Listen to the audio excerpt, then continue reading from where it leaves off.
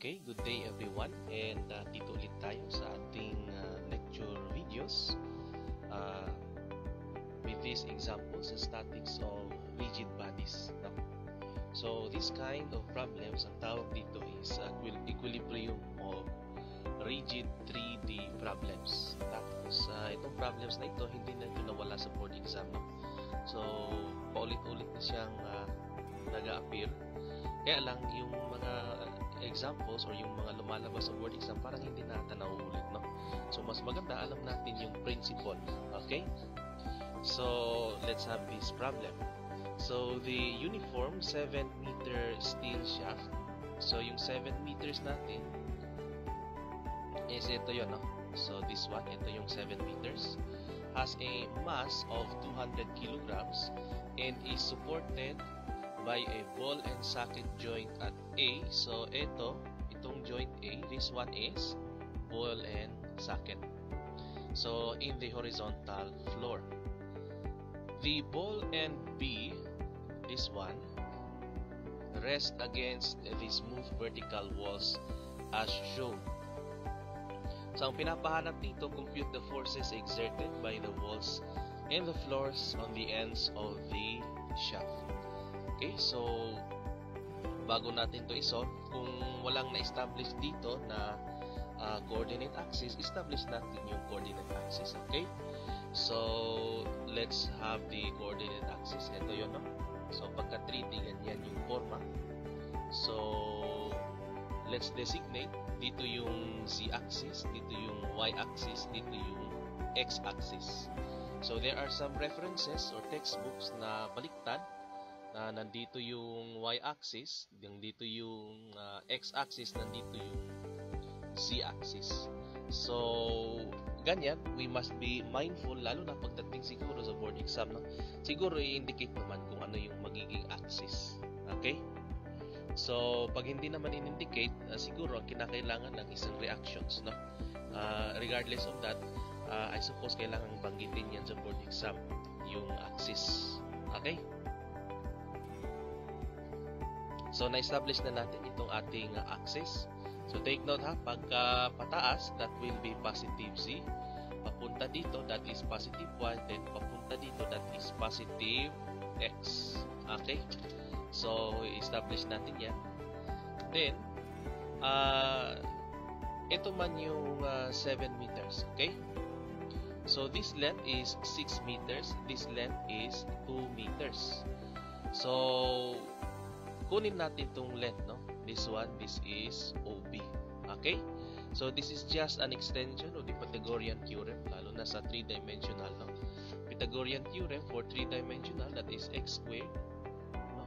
Plus y squared plus z squared. Okay? So, yan yung magiging r squared natin. Okay? So, yan yung ating i-apply. Solving for OB, we have yung yung r squared natin, ito yung 7. So 7 squared is equal to OB squared plus 6 squared plus 2 squared. Okay? So ito yung x, ito yung ito yung y, yung 6 meters, yung x, ito yung 2 meters. That is along the x-axis. Okay? So ito yung 6, then ito yung 2 meters. Ang pinapahanap natin is OB. So, solving for OB, we will have OB that is equal to 3 meters. Okay? So, nahanap na natin yung OB. Proceed tayo, establish natin. Pagka, ang gagawin natin dito is we will also establish the axis. No? Hindi bali sana kung 2-dimensional lang. Hindi na natin kailangan i-establish yung axis. Pero dito, establish natin. Dito sa ating ball and B, so ang sabi, rest against smooth vertical walls. Hindi naman sinabing wall, no? Kundi walls. Okay?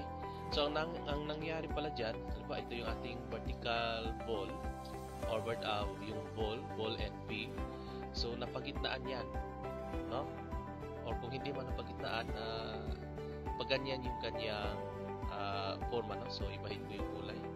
So pag ganyan, tapos pag ganyan. Nandito ngayon yung ating ball. Okay? So magkakaroon yan ng reaction dito and also here it will also have a reaction. Okay, so establish natin that reaction, no? Pagka smooth wall, only one reaction, that is perpendicular to the surface. So sabihin natin ito yung top view.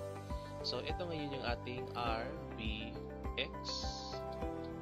Okay, then dito naman this will be our RBY.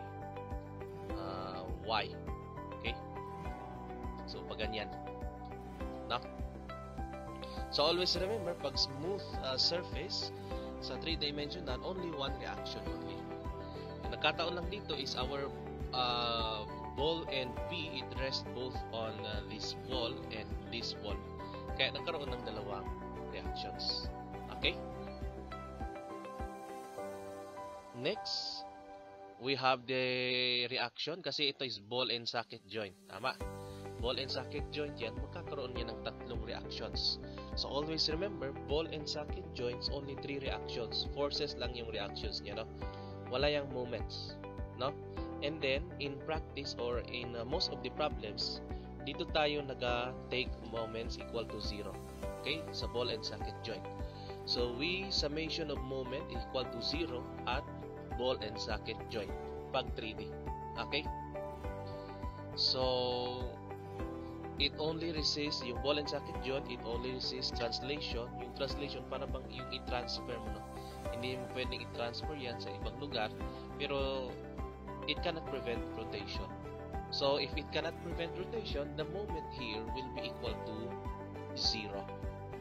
Okay, so ganyan ha. Pagka ball and socket joint or pagka 2-dimensional hinge, it will not prevent rotation. It will only prevent translation na mag-move yung ating body. Okay? So magkakaroon yan ng tatlong reaction. This is along the y-axis. Ito yung RAY. Along the z-axis, ito yung ating RAZ. Okay? Then along the x-axis, that is RAX. Okay? So tatlong reaction. So we just assume na ganyan yan. Dapat paganahin natin yung ating common sense kaagad, no? Lalo na sa mga problems na ganito. Alam natin na papunta yung ating RBX dito. So, ano lang yung magkontra dyan? Ito yung RAX. Alam natin na papunta dito yung ating RBY. So, ang magkontra lang dyan is yung RAY. Ano yung kukontrahin ng RAZ? Yung weight. No? Yung weight ng ating shaft. Okay? So, we also have the weight, no? Take note, the weight is always on the centroid, no?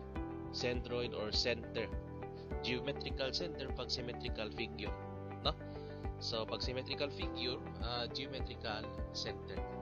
So, the weight is assumed to act on the geometrical center. So, that is equal to mass times gravity. Meron man tayong mass ng 200 kilograms. So 200 times 9.81, that is 1962 newtons. Okay? So saan yung location yan? So mas maganda, i-trace natin yung kanyang location. No? So dito, nilagay natin yung ating pang-trace. So ito yung along the x-axis, ito yung along the y-axis, ito naman yung along the z-axis. Okay? Ito yung line of action ng ating weight. So, actually, paganahin ulit natin yung ating common sense, no? Hindi natin kailangan mag-ratio and proportion ulit. Tapos, balik tayo dito. No. Pag alam natin na nasa center yan, ibig sabihin, mahati lang itong 6 meters. Tama? Hindi na kailangan natin mag-ratio and proportion ulit. Balikan natin, etc. Ganyan, no? Na kunin natin to 3.5 na, no? Alam natin na center yan. So, pag center yan, lahat ng dimensions magiging center din. Okay? So, dito, if this is 2 meters, this one, this distance is just 1 meter. Okay? This distance is just 1 meter kung 2 meters to dito. So, ibig sabihin, pag 6 meters to dito, this distance, okay, that is equal to 3 meters. So, how about this one? Hindi natin concern ito. No? I will not solve for this one. Pero alam ko, kung 3 meters to dito, this will just be 1.5. But that is not relevant, no? Nakunin itong distance na ito. Ang importante lang sa atin is itong this distance, 1 meter, and this is 3 meters. So in these types of problems, mayroong dalawang way of solving this one. We have the vector way and we have the scalar way. Yung vector way matrabaho, no? Matrabaho siya. Considering na simple lang yung ating figure, matrabaho siya, no? So I will show the vector way siguro later on, no? We will have the vector way, but mas maganda na yung scalar way na lang. Kasi pag vector way yung ginamit natin, mauubos yung oras natin, no? Simple lang yung ating figure. Pag scalar way kasi yung ginamit natin, the solution will somehow significantly shorten, no? Ang importante lang sa atin, alam natin yung magpaikot-ikot ba ng axis. Okay? So, paikutin natin yung axis. So, sabi natin, di ba, dito sa joint A, dito tayo nag-summation of moments. So, kung saan tayo nag-summation of moments, lagyan natin ng axis of rotation. Okay? So, nilagay ko dito yung axis along the z-axis. Ito yung AC. Yung AX, ito din yung ating AX, no? Axis of rotation. About point A. And then, itong AY. Okay? So, nilagay ko lang dyan para okay yung ating analysis. So, the purpose of that, yung mga axis natin, yan yung paikutin natin. Okay? Yan yung paikutin natin, yung mga axis. Nung 2-dimensional, ang pinaikot lang natin is point, no?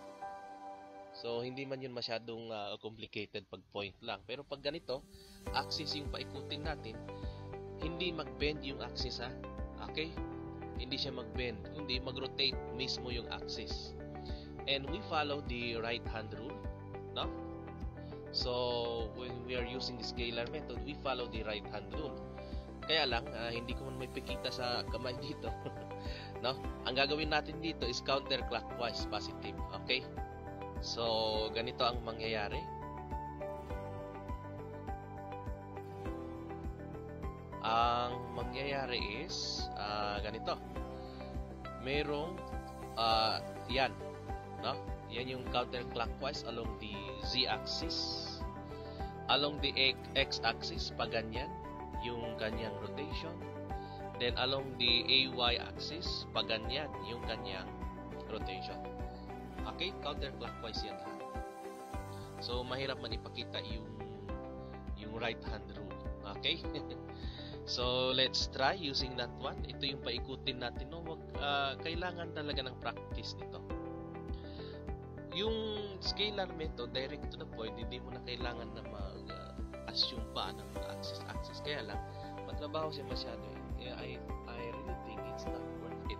Kahit nga ako nagkakamali doon.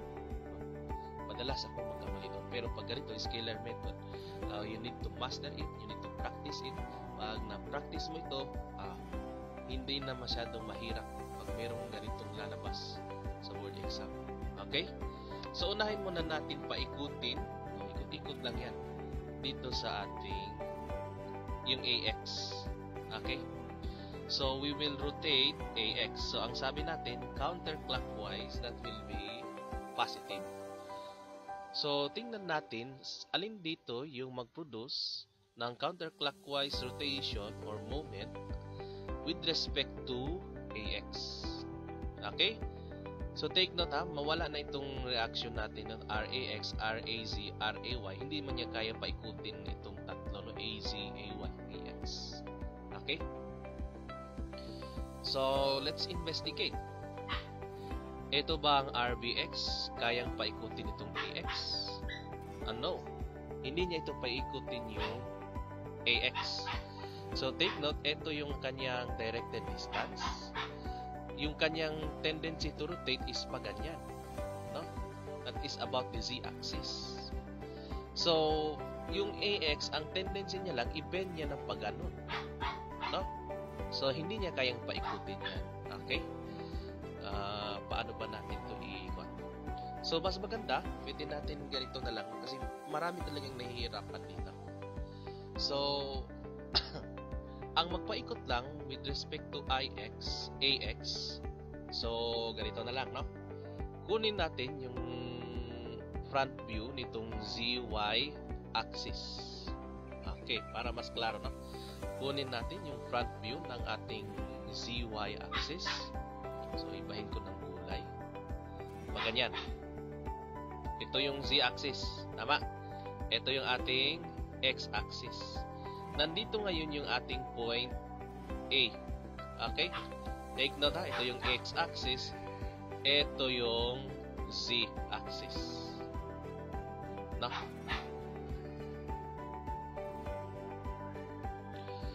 So, pag tinignan natin dyan, dito ngayon yung ating RBY. Okay? Yung RBX papunta sa atin, no? Towards sa atin. Okay? Ito ngayon yung Y. Tapos nandito yung ating weight. Okay? Kaya pag nag-moment tayo about A, dito yung x-axis natin. So counterclockwise positive. Yung RBY clockwise pa ganun, no? Ano yung ganyang lever arm? Itong 3 meters. Tama? Ano yung lever arm ng ating W? Take note, ito yun, no? This distance, 3 meters. So, this is 3 meters. Yung kabuuan nito is 6 meters. Okay? 6 meters yan. Klaro yan, ha? So, pag mahirapan kayo, you will have to take the 2-dimensional, no? Halimbawa, about AX, so kunin nyo yung this part.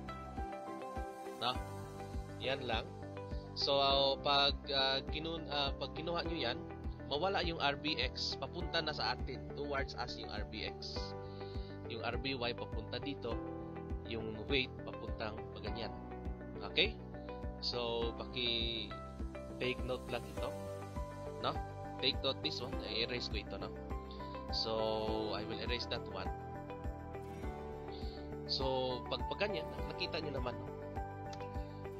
Ang RBY, that will be counterclockwise, kaya negative. So, negative RBY times 3, ito yung 3, plus weight times 3. Okay? Okay, pakita natin ulit ng pagganyan na lang. Dito yung Z-axis, dito yung X-axis, dito yung ating point A. Okay? Ito ngayon yung RBX, dito ngayon yung W. No? So, RBY. Ito yung RBY. Wala akong kwan. So, pasensyahan nyo na. Mouse lang yung gamit ko, no? Ito yung 3 meters. Ito din, 3 meters dito. Papunta sa point A. Klaro? So, I hope klaro na yan, no?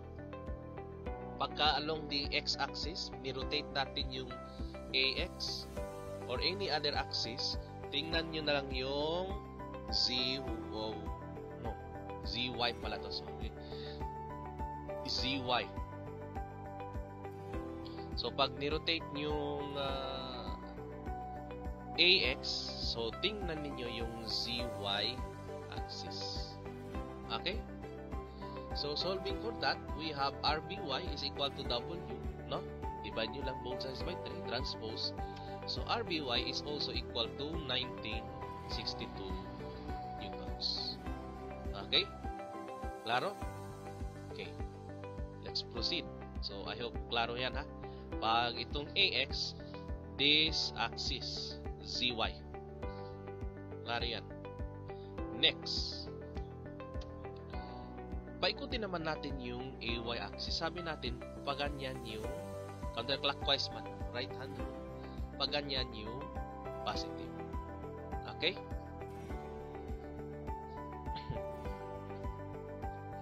Paganyan yung positive. So, anin yung kukunin natin? Yung punto de vista natin, yung point of view, diba? Yung point of view natin is yung XZ axis. So, napansin niyo pag yung AX yung pinaikot, ZY axis. Klaro? Pag yung AY naman yung pinaikot, ZX yung axis. Okay, so let's have this ZX axis. So, ito yung axis natin. No? This is the C. This is the X. So we take that point of view. Nandito yung ating, sabihin natin dito yung point A. Okay? So nandun dyan yung point A. Yung RBY naman yung papunta sa atin. Tapos, nandito yung RBX. Okay? So, RBX. This one, 3 meters pa rin yan. Yung weight natin, ito yun. Tama? But weight, papunta dito, that is just 1 meter. Okay? 1 meter lang yan. I hope klaro nyo, no? Yung ating analysis. Ang pinaikot natin is AY. No? So, pag paikutin yung AY, you look at the point of view of the ZX axis. Klaro yan. No? So, sabi natin, counterclockwise positive. So, yung RBX, that will counterclockwise. Yung W naman yung clockwise. Kaya, RBX multiplied by 3. Ito yung 3. Minus the weight times 1. This is equal to 0. So, solving for RBX, so we have W over 3. Okay? That is 1962 over 3. So, RBX is 654 newtons. Okay? Pag ginawa natin itong vector analysis, kulang itong ating screen. Makuha lang yung RBY and RBX. Pero, pag scalar lang yung ginawa natin, right-hand rule, makita natin kaagad. So, mas maganda, ito na yung i-master ninyo instead of the vector rule. Pero, depende naman sa inyong professor or instructor kung ano yung hinihingi niya. Pero, board exam-wise, mas maganda na itong ganitong analysis yung gawin ninyo. Okay? So, nakuha na natin yung forces exerted by the walls. Ito yung RBX and RBY. And the floor, yung RAX, RAY, and RAZ. So, pagka ganyan, nakuha naman natin yung RBY, RBX, madali na lang yan. Summation forces Y na lang. No? So, yung AZ, nakuha naman natin. Hindi na natin kailangan paikutin itong AZ. Okay, so, maybe some other problems, paikutin natin yan. No? So, summation forces X na lang tayo, makuha yung RAX. So, sabi natin, yung papunta dito, yung positive. So, ibig sabihin, pag papunta doon, that will be negative. So, we have RBX, no? Papunta man dito, positive, minus RAX, that is equal to 0. So, RAX, transpose nyo lang, that is equal to RBX. So, RAX is 654 newtons. Then, summation forces Y, ito naman yung hanapin natin, RAY. Okay? So, papunta dito, positive. So, papunta naman doon, that will be negative. So, RBY minus RAY, that is equal to 0. Transpose, RAY is equal to RBY. So, RAY is also 1962 newtons. And how about the Z?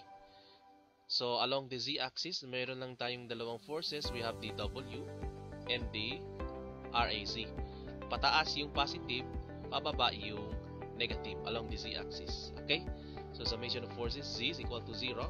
So, RAZ minus W equal to 0. So, RAZ is equal to W and RAZ is 1962 newtons. Okay? So, I hope klaro lang itong ating discussion. No? So, merong halos kaparehas ng ganito na passport, kaya lang hindi itong ganitong problem. No? 2017, if I remember correctly, 2017, meron parang ganitong problem na lumabas sa board exam. So, hindi natin alam, baka maulit-ulit, no? Yung problem sa 2017.